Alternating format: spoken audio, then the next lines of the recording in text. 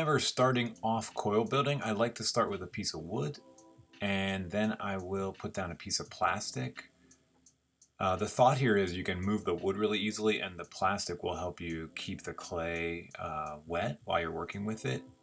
I then do add a piece of newspaper so that as I'm working with the clay, it doesn't stick to the plastic.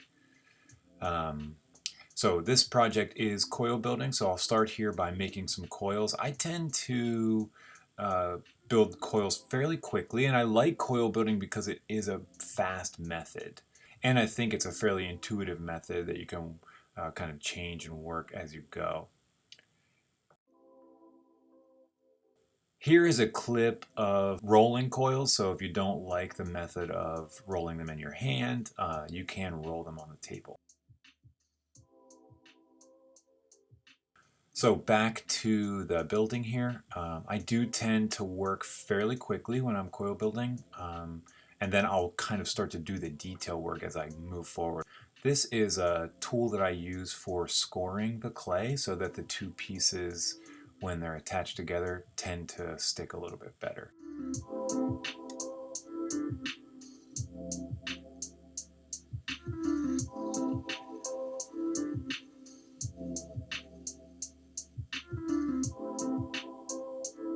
Depending on how big your piece is going to be, you'll need to decide how thick the coils need to be. So if you're making a small piece and you want it to be very detailed, you might want to have thinner coils. I tend to make the pieces a little bit larger, so I tend to use larger coils.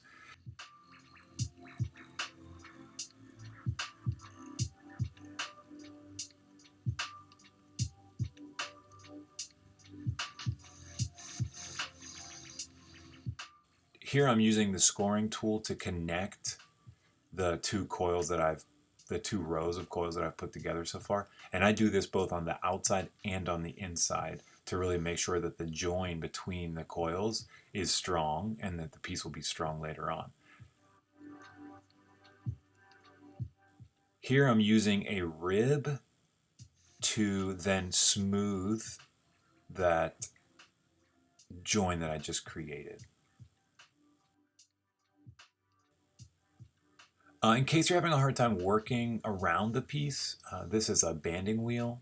I will use the banding wheel if I don't have a lot of space to work in, or I need to move the piece a little bit more easily.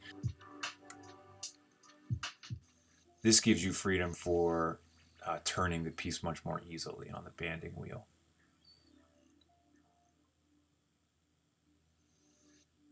When you're using the rib, you'll use different parts of it to control the clay.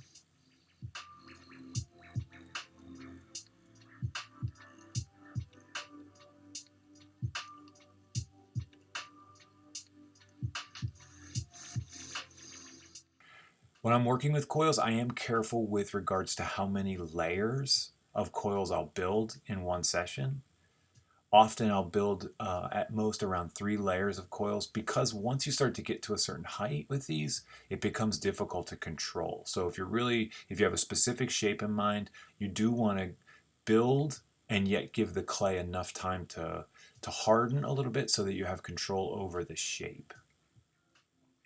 So again, here you see I'm using the scoring tool to make sure the join between the coils is strong, and then I go back and smooth that texture off.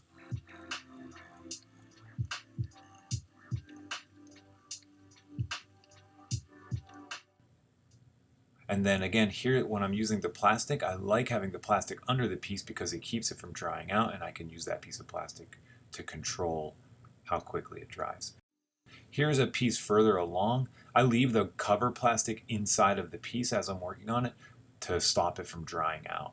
So here I am scoring, and then I go ahead and start to add another layer. As I move upwards, I add the upper layers in the same way that I add the lower layers. I make the coils, I pinch them on after scoring.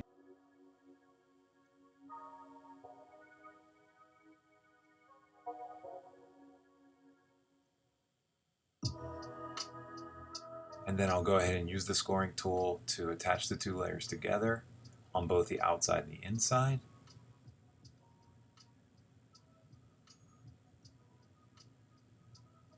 And then again, I'll use the smooth rib or the rubber rib to smooth out the outside and really get it how I want.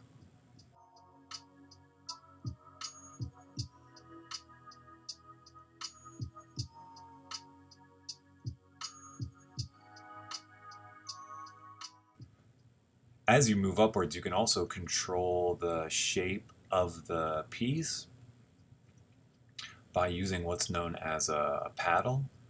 So here I'm going to go ahead and look at the shape as a whole, start to think about the form.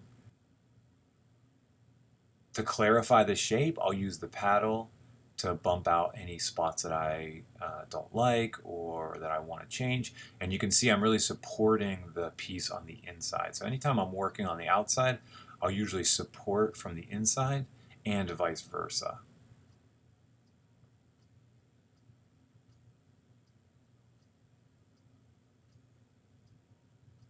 Now I'm going back with the rib just to push out the clay from the inside, excuse me, to again kind of clarify that shape, really make sure it's what I want. And here I'll work back and forth with the paddle, the rib, smoothing and changing things, getting the textures that I want, and getting the shape that I want. And then once I have it where I want, here you can see it's still fairly malleable. I leave that plastic on, and you can always go back and dry the piece. It's very difficult to make a piece have more malleability or more wetness in the clay, so you want to really make sure you're controlling how dry the clay becomes.